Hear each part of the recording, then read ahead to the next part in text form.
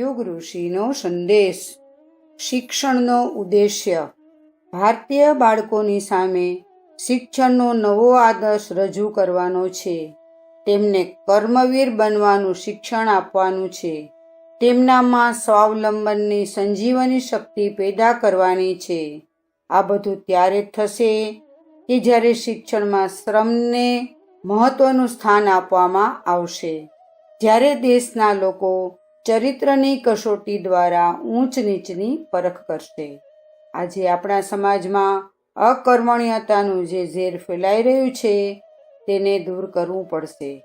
આજે શાળાઓમાં જે શિક્ષણ આપવામાં આવે છે તે ફક્ત એક પ્રકારનો બેપ્ટિસ્મા છે.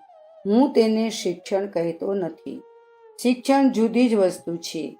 આજના શિક્ષણથી તો ભીરુતા, કાયરતા અને અકર્મણ્યતા ફેલાઈ ગઈ છે. આપણું બળ તથા પરાક્રમ નષ્ટ થઈ ગયા છે. તેથી આપણે સાચા શિક્ષણ તરફ પાછા વળવું પડશે અને આપણી ભૂલોને સુધારવાનો પ્રયત્ન કરવો પડશે. અખંડ જ્યોતિ, જૂન 1953, પેજ નંબર 12. સંદર્ભ ગ્રંથ યુગ ઋષિનો સંદેશ. શાંતિકુંજ વિડિયો ગુજરાતી યુટ્યુબ ચેનલને સબસ્ક્રાઇબ કરો તથા બાકીના વિડિયોઝનો લાભ લેવા માટે બેલ આઇકન જરૂર દબાવો. ધન્યવાદ.